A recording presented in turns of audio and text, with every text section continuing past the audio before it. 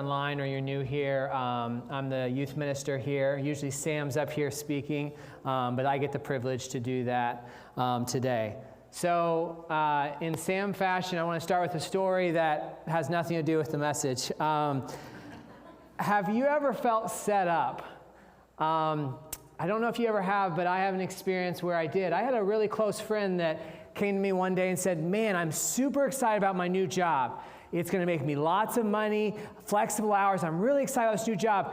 Could I come over to your house and just do a little training exercise? Like, I just want to get all the bugs worked out. I just want to, feel confident going into my new adventure. I said, sure, yeah, you can do a little training exercise, no problem. Again, this is my close friend. This isn't like somebody I see once or twice a year that said, hey, I've got this opportunity you might want to, it wasn't one of those. It was my close friend. So I'm, hanging out that day, and he's going to be there in a couple of minutes. I hear a knock on the door. I go to the door. It's not just my friend. It's my friend and another guy, and that's kind of confusing me. I'm like, well, okay, maybe this guy is training too. Maybe this guy is learning as well. So I invite them in. We sit at the table. About 3 minutes in, I realize, nope, I've been set up. You are not here to train. You are here to sell me something. And guess what? At the end of your presentation, I bet I can join too and be a part of that. Now, I'm not knocking on those things. Those are ways to make money. But I was set up by my friend. He said one thing and then something else happened. Well, I don't know if any of you were here last week and you heard Brent Avery preach. Well, I was in the booth and I heard it and it was powerful and I loved it. But at the end of that, I thought to myself, man, I hope whoever follows him, it does a good job. And then I realized, oh, wait, that's me. And I thought, thanks, Sam. Thanks for doing that. Now, I don't want to diminish at all what God is teaching me. I say this in jest. But I thought it was pretty funny that Brent Avery is the guy that I follow. So if you didn't see that message, check it online. It was powerful. But hopefully today is just as good as well. So I want you to turn your Bibles to Luke 10, verse 38. Now, if you have a Bible, turn there. If you got a phone, turn there. If you don't have either of those, that's fine. Just listen, and I will read it, and you'll hear it. But if you've got any of those, I encourage you to be in the Word somehow if you can today. If not, just listen. So again, this is Luke 10, 38. So you see, when I begin to write sermons, I maintain one fundamental principle. I only speak on things that God is challenging me with in my own life. And I felt like there was multiple topics this week that were flooding my heart, from lukewarmness to having joy in trials to why are we so distracted. And really all those topics are rolled into one today and can be found in the message title, if you want to call it. So my message title is The Battle Between Spiritually Focused or Task Focused. So let's read the text, Luke 10, 38 through 42. As Jesus and his disciples were on their way, he came to a village where a woman named Martha opened up her home to him. She had a sister called Mary who sat at the Lord's feet listening to what he said. But Martha was distracted by all the preparations that had to be made. She came to him and asked, Lord, don't you care that my sister has left me to do the work by myself? Tell her to help me. Martha, Martha, the Lord answered, you are worried and upset about many things, but few things are needed, or indeed only one. Mary has chosen what is better, and it will not be taken away from her. So keep that passage open. We'll be going back and forth with that. So I want some audience participation. It keeps you focused, keeps me focused. So what was Mary doing in this passage? I'll give you a hint. It's in verse 39. Anybody? Setting at his feet. Yes, I heard it. Okay. So if you're taking notes, this is point one. So spiritually focused people sit at his feet. Now, I don't have a real strong, correlation to the Bible, but I do read it from time to time, and I feel like I've heard people sitting at Jesus' feet before. So I'm like, hey, is this the only time that Mary sat at Jesus' feet? So I did some digging in the Bible, and I actually came across two other passages. Now, you don't need to turn there. I'm going to read them for you. But in John 12:3, it says, then Mary took about a pint of pure nard, an expensive perfume. She poured it out on Jesus' feet and wiped his feet with her hair. And the house was filled with the fragrance of perfume. Now, this particular verse is from a passage you may have heard before. It's where, Mary uses the spritz of perfume to wash Jesus' feet, and then Judas got mad that she was doing that. Now, it doesn't say the exact words sit, but I think it would be pretty hard to wash and dry somebody's feet with your hair without sitting at them. I also came across John 11:32. When Mary reached the place where Jesus was and saw him, she fell at his feet and said, "Lord, if you had been there, my brother would not have died." Now, this is a verse from when Mary's brother Lazarus saw him. She ran to him and she fell at his feet. So that's 3 times that Mary can be found at Jesus' feet. So even though just seeing it once in this text made me think it was important, finding Mary doing it 2 other times affirmed that this was a big deal. Now, I want to get into why Jesus wants you sitting at his feet and what sitting at his feet looks like. But before I can do that, I think I want you to know that Mary sitting at Jesus' feet wasn't just some willy-nilly. Like, if somebody came up and sat at my feet, nobody would really think much of it, except if you did that during the service, it'd be a little weird. But, just come up to me, sit at my feet, wouldn't be so weird. But for Mary, and during that time, it was actually countercultural. Now, I know the roles of men and women have changed today, and it's a hot topic for some people, and I'm tabling that, I'm not going to get into that. But I want to report on what it was in this time in history, just so you have some context.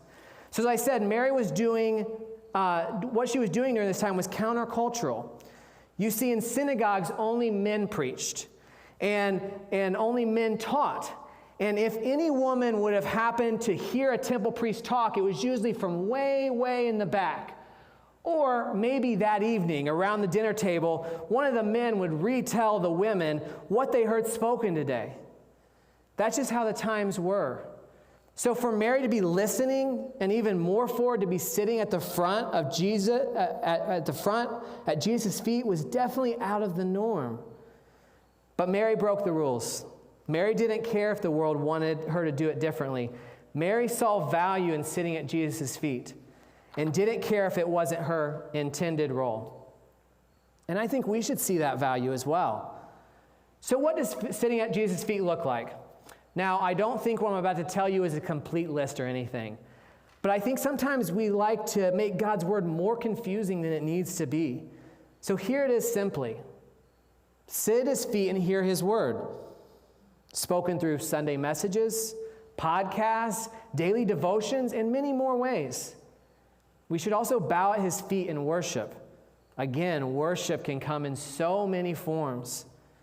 And we should also kneel before him in prayer. That's it. I think that is what sitting at Jesus' feet looks like. Now, why is this something that I'm not good at? Maybe except one day of the week or when I have a free time? I think the answer is my flesh, and even more than that, the world. I don't believe the world would want you to sit at anyone's feet, right? I mean, the world tells you you need to be strong and independent, and you don't need anyone telling you what to do. You definitely don't have time to sit either. If you want change, get out there and get it. No one is going to do it for you. That's what I hear the world saying. That's what I think the world is telling our children, is telling us each day. Go out and get it. Nobody's going to do it for you. You see, sitting at Jesus' feet, I think, takes humility and reverence for authority. And an attitude of, I can't do this on my own, which I don't think the world wants you to believe. So as I kind of wrap up this point of sitting at Jesus' feet, I want you to understand the importance of saying, I can't do this on my own. I mean, think about it this way, okay? How many times have you said, okay, this is the week. This is the week I'm going to focus on my health. Nothing is going to stop me from making good choices. I'm going to do it this time. Okay? Or maybe you said, wow, that podcast on the power of prayer was so powerful. This week I'm going to be the biggest prayer warrior in the world. Nothing can stop me. Now, if I asked you to hold up on your hand how many times you made those statements, and then how many times you actually achieved those, I think one would outweigh the other. Now, you might be saying, Zach, that's really encouraging. Thanks. And I don't say this to discourage you. I say this so we recognize the flaw in our thinking. You see those statements of, I am going to make a change this week, or I am going to be the best person, always fall short because we try to do it on our own strength. Sitting at Jesus' feet, it's countercultural. We need to be like Mary and go against what the world is saying to sit at his feet. And say, I don't have the strength to do this, but God, you will lead my steps. You tell me how to do this.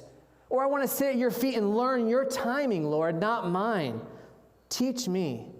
It's tough. Lastly, we can't just sit at Jesus' feet one time and never return. We can't make that decision one time and say, yes, it's going to make a change, and then never come back to him. Just like Mary, it wasn't just once in this verse. It was 2 or 3 other times we see her at his feet. So we need to continually do the same. Now, I think I've got the point across. I want you to sit at Jesus' feet. So let's get back to the text and see what God is revealing to us. So I'm going to start at verse 40. Luke 10, verse 40. But Martha was distracted by all the preparations that had to be made. She came to him and asked, Lord, don't you care that my sister has left me to do the work by myself? Tell her to help me. Wow, that seems like Martha kind of snapped at Jesus out of nowhere, right? That's what I do sometimes when I read the Bible. No, not snap at Jesus, but jump to conclusions. You see, I think we really need context when we read God's word to make it come alive for us. And I believe when we do that, we make these stories real, and that becomes relatable to us. If the Bible isn't relatable, we're just going to fly right over that text and miss what God is saying. So let me set the stage a little bit. If we back up and we look at verse 38 through 40 where we've read so far, so Jesus and his disciples are coming into town. Now, they didn't have a cell phone at that time. I don't think they really had landlines at that time. So most likely, Jesus and his disciples are rolling into town without any warning. And where do they go? They stroll into town. They decide to head to their friend's house. Now, why do I think it's his friend's house? Because actually in John 11:5, it says, Jesus loved Martha and Mary and Lazarus. You usually don't say you love someone if you're not close to them. So they arrive at Mary's and Martha's house. But even them being unannounced and uninvited, you see Martha, who I believe by inviting them into her household not only shows great generosity, but also an ability and willingness to be a great hostess. So Martha jumps right into hospitality mode. So now the household, if you can imagine, is hosting 15 people who showed up unannounced. And after some time, Mary can be found sitting at Jesus' feet listening to his teachings. Now, hospitality Martha, as I'm going to call her the rest of the day, she comes, that's what I'm going to call her. So she's rushing around. She's preparing a meal. She's setting the table. She's cleaning the house. And out of the corner of her eye, she catches Mary sitting down and not helping. So she snaps. I think with that little bit of context, you realize why she did that. And have you ever been there? Have you ever felt overwhelmed in your life? Have you ever snapped at God? So I think now we can relate to Martha. It's not so surprising that she had that response. She is doing all these things last minute and feels overwhelmed. And she looks around, sees Mary, who is usually probably a helper around the house, just sitting at his feet, doing nothing to help. So she snaps and goes and tells Jesus, "Don't you care? Tell her to help me." Now, did you see in verse 40 that exclamation point? That really shows that her emotions were heightened. She really was snapping because she'd had enough. Now, I want you to look closely at what verse 40 also says. Let's start at the beginning of that. Verse 40 starts, "But Martha was distracted." Now, my second point is, don't get distracted doing. Okay, so why does it say Martha was distracted? Now, again, it doesn't say this exactly in the text. And anytime I say that up here, I want you to actually go in the text and read it yourself. Because man can deceive you. I can deceive you, but God's word never will. So yes, it doesn't say this in the Bible, but when I was reading through this, I felt like this is what God was showing me when I read this passage. So it says, Martha was distracted. So let's take this in context. So Jesus, being the man he was, and honestly, if you look at his life was very countercultural. He was not as uppity as I think most religious leaders of this day, or maybe even his time, would have expected him to act. As most people of his status, so he was a prophet or teacher, I think most people would have done this in the story.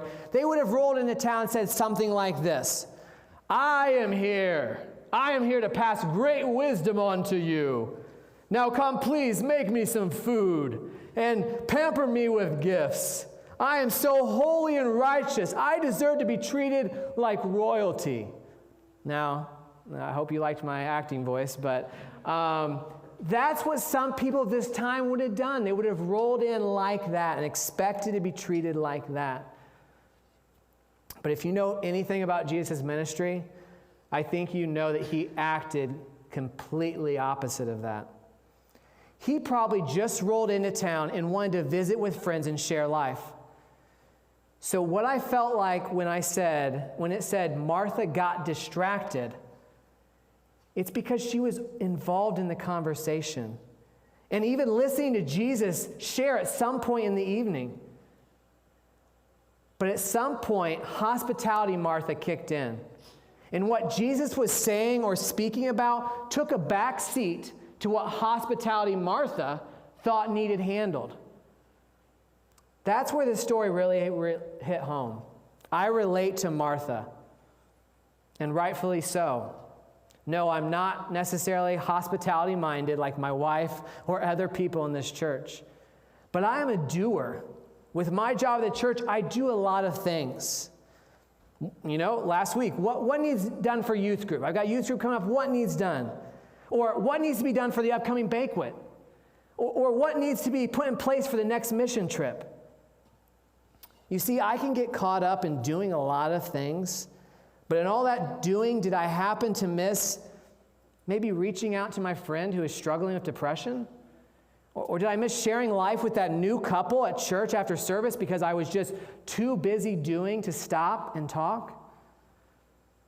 Now, doing isn't a bad thing. I mean, I think we need more doers and less consumers in the church, if I'm honest today. Getting plugged in and doing things around the church is amazing and something I would encourage everyone to do. But I want us to be cautious. We don't just pat ourselves in the back every time we do something for someone else or use that as a substitute for other spiritual things. And I felt like sometimes I do that. So just like the story shows doing can lead to distractions, I think that distractions look different for each of us. Now take Martha. Martha's distraction was a comparison game. She would have rather been doing what Mary was doing, so she started to compare how unfair it was. Maybe you do that in your life as well, and compare and wish you had what that person had. Or maybe your distraction is kind of like mine. We get so into doing something, we miss opportunities with others. Now, distractions come in so many forms. I honestly could spend a whole sermon on that, but this isn't the purpose of the message today.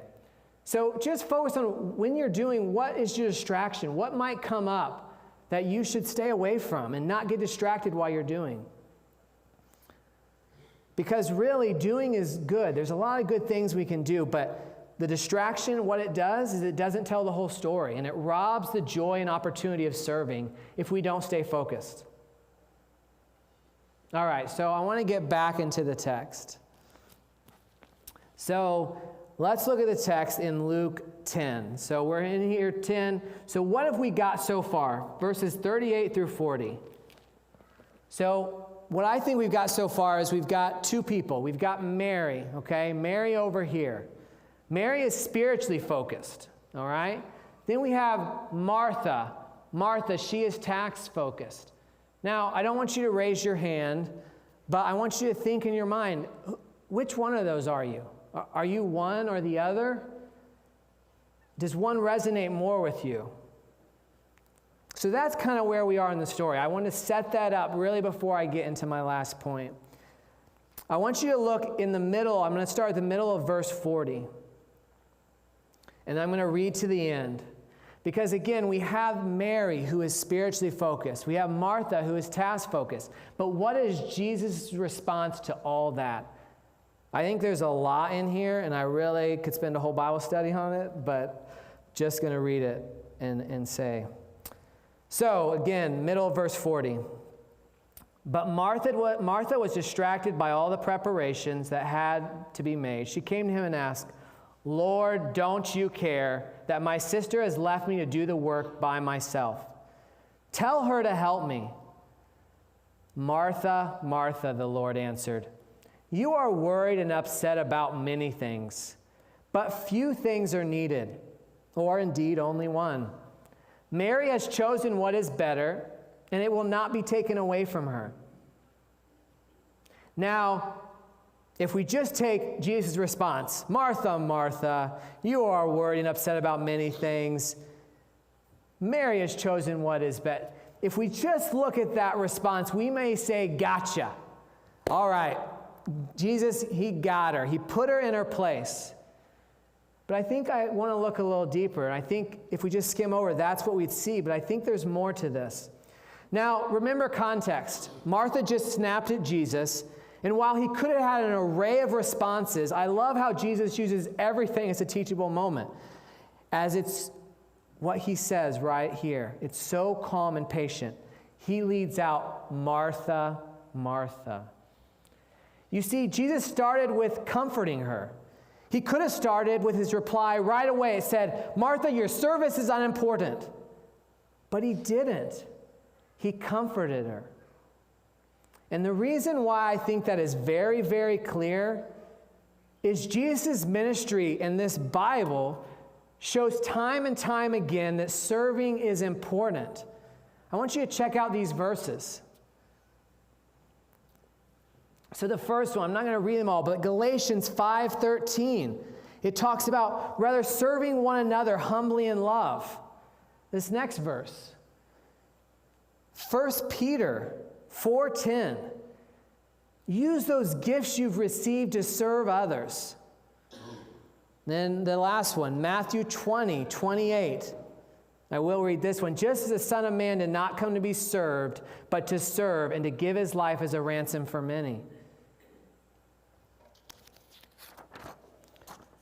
You see, serving or being task-focused is part of Jesus' ministry. So that is why he doesn't completely dismiss what she is doing. By saying, Martha, Martha, he was calm and caring with her and meeting her where she's at. He did that with Martha. Don't you think he'll do that with you? Okay, then Jesus moves on. You are worried and upset about many things. As to say, is this really the only thing bothering you? Yes, this is what is in front of you now. But is that the only thing that caused you to have hard feelings towards your sister and an outburst towards me? You let all that pressure and anxiety of being the best hostess cloud what is most important. And then he goes on to say, but the truth is, few things are needed. Actually, really, if we're getting down to it, only one. So I want you to go back to the text. I want you to look at 42. I love the next words of Jesus. It says in 42, I'm going to read just the second half. Mary has chosen what is better, and it will not be taken away from her. Mary has chosen what was better. Now, did he just say that, or is there a reason for that word better? Again, I think the wording is so great. As you can tell, it is calm. You know how it is in an argument. Maybe you're having an argument with your spouse, your friend. You know how those arguments can go? Hey, you never do that. Or you're always doing this. Those absolute statements that we regret saying. I've done some of that. Jesus didn't say Mary chose what is best. He didn't make an absolute statement, did he? He said better. and then ended it with, I will not take that away from her. Jesus talked in such a patient, loving way, and that is what Jesus will do for you if you let him. And how do I know this? His word tells us. As you can see, that this verse, Philippians 4:6.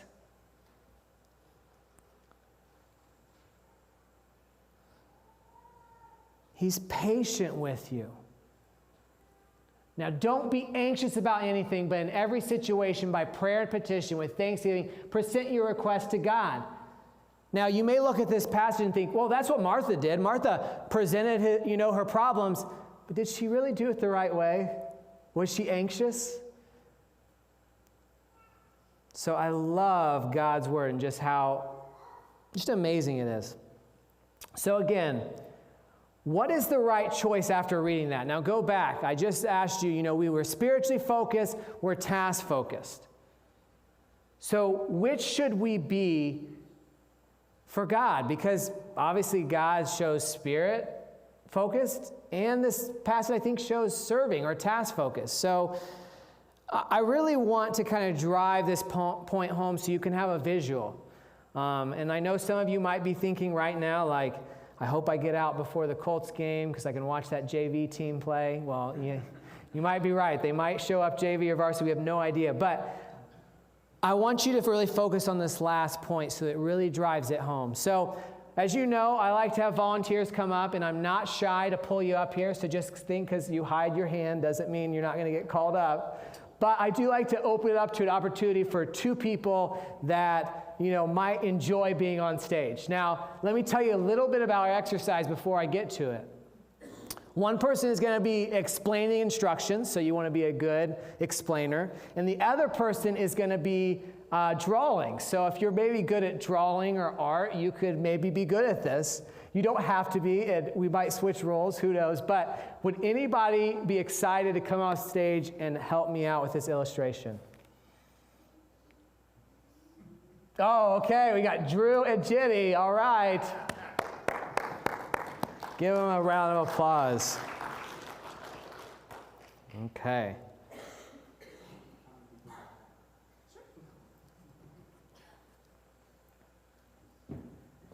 Here you go, Drew. Know how to use that? Okay. So. It's not on. Is it on? No. All right. Yeah, there we go. Okay. So which of you would like to be the drawer? Which of you is going to be the explainer? Explainer. Okay. All right. So step over here on this side. I want to make our live stream person work a lot. So this is what's going to happen, Drew.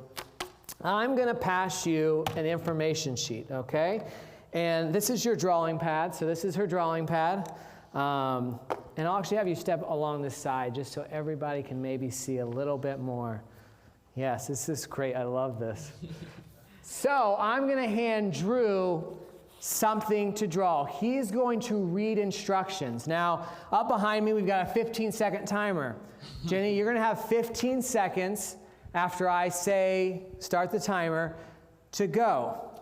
So Drew's just going to read that, and you're going to draw whatever he says. Now, he's going to quickly read what your instructions are, because each time you draw might have a little bit different of an instruction. So Drew, read that for us for our first picture. Okay. As soon as the timer starts, I want you to draw a big circle. Then I want you to listen to me and do nothing until I am completely finished reading the exact instructions on what is to be added to that circle. And then I will say the words go, and you will start drawing what I explained. So you're pretty sure on those instructions? Whoa, hey, no, the timer is not started. I wasn't looking that way, I don't know. Okay, wow. Listen to the instructions. I don't know if it's our instructor or if it's our drawer, I'm not sure. Okay, so Drew, so again, as soon as I say go, you are gonna draw that circle, and then you're gonna listen and wait till Drew is done, so you can know what to draw. And hopefully you can get that in 15 seconds. I don't have to read this to her. I have to get her to draw what this says? No, you have to read that exactly verbatim. So you at the end of that are going to say go, because you've given her all the tools of what to do. Okay. So when the 3. timer starts, draw a circle, and then wait for me to finish. Yep. So timer, you ready? Set, go timer. Circle. Okay, so I want you to draw me an exact replica picture of my Uncle Billy Joe Bob III. Now, my uncle lives in Tennessee, and he drives a red Ford pickup. He's about 6 feet tall and has a blue tick hound named Jasper. He usually just wears flannels and blue jeans, but sometimes for special occasions, he wears overalls. His face is round-shaped, kind of like a tire on a John Deere tractor. Oh, timer's up. Okay. Thank you. All right. Thank you. That was so good. I really love that. I don't really. I drew a stock. Yeah, yeah, we'll look at that in a second. I don't want you guys to see it just yet, but that was pretty good. Okay, so we're going to reset the timer again, okay? So now we're going to have a little bit different instructions for this one. So, Drew, can you read us for what you're going to be doing on picture 2, Jenny?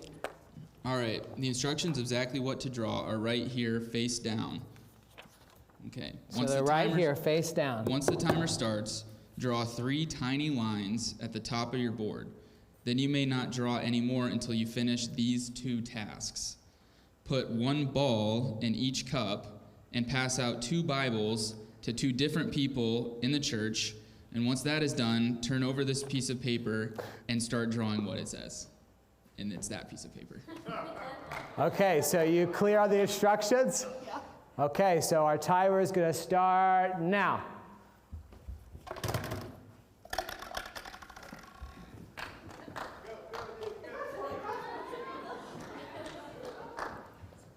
Flip it over. 3, 2, 1. Oh, Jenny. Okay, wow. Well, good effort. We'll look at that in a second. Not bad, not bad. Okay, let's move on to the final picture. Okay, I think this one might be your best yet. So could you read those instructions? All right. Am I allowed to have wood? Yeah. Sure. Sit down in front of me and relax, but do draw quickly what you hear me telling you to draw. Begin listening and drawing as soon as the timer starts. Okay, so when I start the timer, you're going to listen and draw what Drew wants. Ready, set, go. 1 big circle like a face, 2 eyes and 1 nose, just a little bit of hair on the head, 2 big ears, and a toothless smile. Add some eyebrows and freckles or 2. And that should be my Uncle Billy Joe Bob III. Time. All right, you're done. All right, guys. Thank you. Can we get a round of applause for these volunteers? So, yeah, that was really good. I think our contestants did pretty well. I was actually impressed. That was very well done. So, musicians, you can make your way up as I'm closing. Did that for you. So what did these pictures have? What was the point of these things? So I want you to take picture 1, okay? Spiritually focused. This picture 1 is spiritually focused. Now, really nothing was done but a circle and a couple, flecks of hair. So now, yes, with this spiritually focused, you probably find your way to heaven, and you're probably super knowledgeable about the Bible and about God. But I don't think you really made much progress in the masterpiece of life. And you might have just missed the whole point of the gospel if you're only spiritually focused. Now, task focus is what this picture was. Well, you know what? You passed out some Bibles and you got some things done. And after all that, I think you had a little bit of time to listen to God. But really, you got too distracted doing to really complete any part of this masterpiece. Again, I don't believe this by itself is the plan God has for our lives either. Now, our third picture, I think, is the perfect balance. It's sitting at the instructor's feet, calmly listening to his words and doing what he wants for your life. That balance in the correct order is what made it possible to create this masterpiece. Okay, you can laugh. It's maybe not a masterpiece, but hopefully you get the idea. So it's really not a battle of Martha versus Mary or spiritual task versus doing. I really believe, though, this story teaches a blend, but also that blend can't be in our timing or how we think is best. It has to be in the proper order that God sets for our lives. We need to sit at his feet and be spiritually fed before we can go into the world and serve others. You see, we are called to sit and to serve. We should be bearing eternal fruit from our trees, which is our lives. And that can only come from time spent with Jesus and doing on his time. So as I did this week, I dove into this text, and I didn't know much about this text before I started. But I feel like God revealed lots to me, and I feel like there's many more lessons that can be found. So I encourage you to sit at his feet, and not just today because you heard this message, and I'm going to be different, but many times over this week. And when you fall down and have a tough week, know that God's there for you. His word is alive and true. So listen to what he has for your life, and go out serving without distractions. So much can be learned from sitting at his feet and learning his word. So I don't know what that spoke to you today. I don't know if you got anything out of that. But if you need, as the musicians sing, to come to the altar for anything, it is open. So come as we sing.